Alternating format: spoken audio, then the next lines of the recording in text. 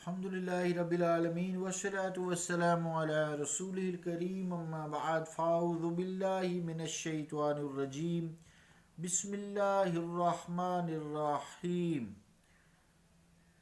وَيَسْأَلُونَكَ عَنِ الرُّوحِ قُلِ الرُّوحُ مِنْ أَمْرِ رَبِّي وَمَا أُوتِيتُم مِّنَ الْعِلْمِ إِلَّا قَلِيلًا صدق اللہ العظیم۔ واجب الاحترام سامعین، السلام علیکم ورحمۃ اللہ وبرکاتہ۔ سورہ بنی اسرائیل کی 85 نمبر آیت تلاوت کرنے کی سعادت حاصل کی۔ اس آیت کا ترجمہ یوں ہے کہ اور وہ آپ سے پوچھتے ہیں روح کے بارے میں، مصطفیٰ فرما دیجئے کہ روح میرے رب کا حکم ہے، اور جو تمہیں اس میں سے عطا کیا گیا ہے مگر وہ تھوڑا ہے۔ اللہ کا قول سچا ہے جو بڑی ہی عظمت والا ہے۔ عزیزان گرامی قدر، گزشتہ کئی دنوں سے روح کے متعلق گفتگو جاری تھی، جس میں ہم نے حضرت شاہ محی الدین قادری ویلولی رحمۃ اللہ علیہ، پھر حضرت پیر میرلی شاہ صاحب رحمۃ اللہ علیہ کے حوالے سے گفتگو کی تھی، ان کی تحقیق بیان کی تھی۔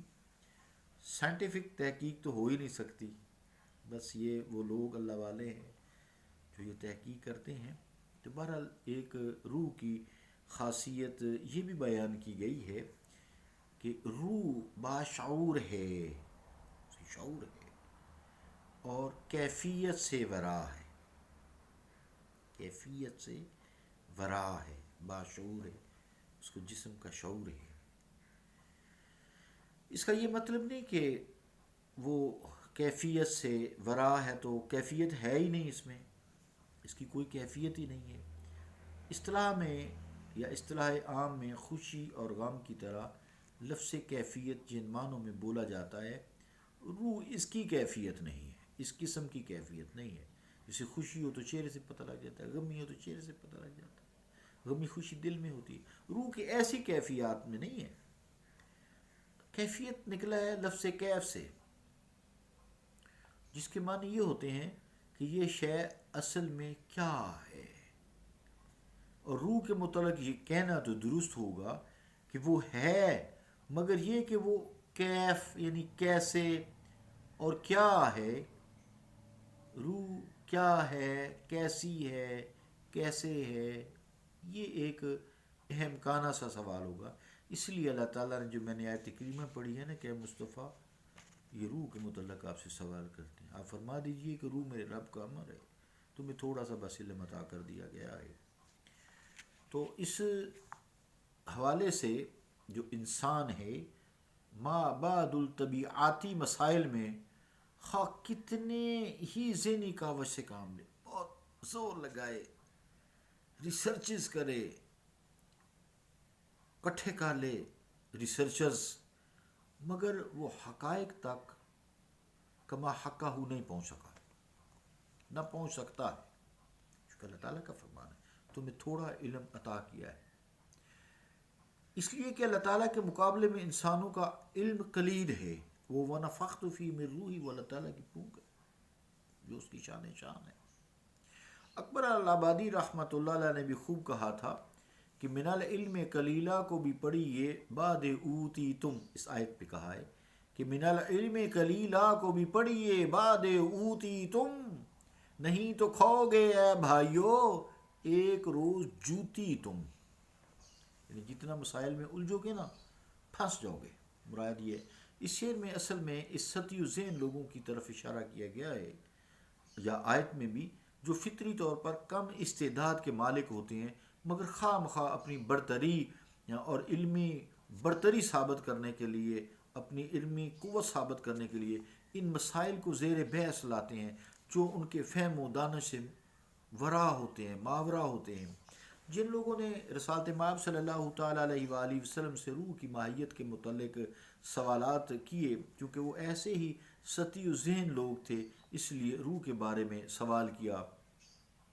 اس کی تشریح میں پھر اللہ تعالیٰ نے فرمایا امر ربی، یہ میرے رب کا امر ہے، اسی پہ اکتفا کیا گیا۔ جس طرح کہ ہر ہنر اور کام کے لیے اس کی استعداد کا ہونا شرط اول ہے، اسی طرح ہر شعبہ علم کے لیے بالعموم اور ایسے علوم جو للہیت کے لیے بالخصوص ایک مناسب استعداد اور صلاحیت کا ہونا بنیادی شرط ہے۔ جن افراد میں کسی کام کی استعداد نہیں ہوتی مگر وہ اسے محض اظہار اپنی قابلیت کے لیے اور داد اور تحسین وصول کرنے کے لیے پھر شروع کر دیتے ہیں معاملات، انہیں آخرکار ندامت کا ہی سامنا کرنا پڑتا ہے۔ بے دل رحمۃ اللہ علیہ نے بھی کیا خوب فرمایا ہے، موج و کف مشکل کے گردد مہر میں کار مخیط، عالم بیتاب تحقیق است و استعداد نیست۔ ترجمہ کیا کہ سمندر کی گہرائیوں تک رسائی حاصل کرنا امواج اور جھاگ کی دسترس اور قدرت سے باہر ہے، اس لیے کہ ان دونوں کے مقدر میں صرف سطح آب پر رقص اضطراری لکھا گیا ہے۔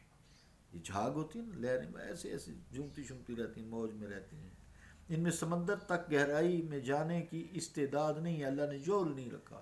اس طرح ایک دنیا جو ہے دنیا کی اشیاء کی ماہیت ہے، اس کی خاص کی تحقیق ہے، اس میں بری طرح انسان نظر آتا ہے، بیتاب ہے کہ میں اس کو جانوں۔ یہ انسان میں خصلت رکھی گئی ہے، طرح کہ ان میں حقائق تک رسائی کی استعداد ہی نہیں ہوتی۔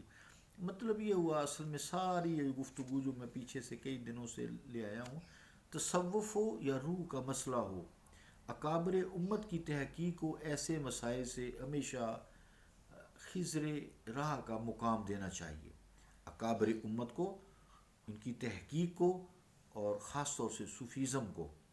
تو اس کا یہ مطلب ہرگز نہیں ہے کہ انسان سابقہ تحقیق پر ہی قناعت نہ کرے یا اس پر ہی قناعت کر کے ہاتھ دھر بیٹھے، خود نہ تفکر کرے، نہ غور کرے، نہ تدبیر کرے، خود بھی سوچے۔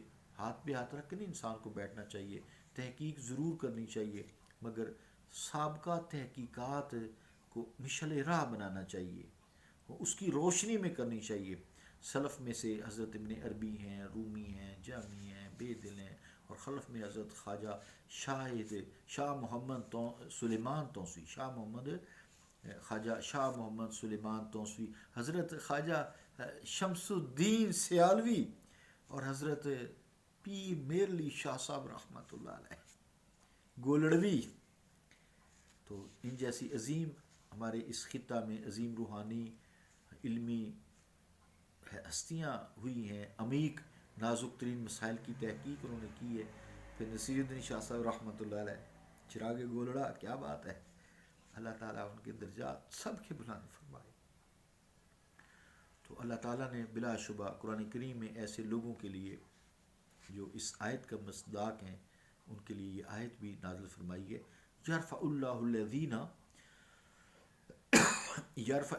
الذین آمنوا منکم والذین اوتوا العلم درجات، اللہ تعالیٰ نے ان کے درجات جو تم میں سے ایمان لائے اور جن کو علم دیا گیا بلند فرما دے گا۔ صلی اللہ تعالیٰ علی رسول خیر خلقہ محمد وعلی آلہ وصحبہ اجمعین برحمتک یا ارحم الراحمین۔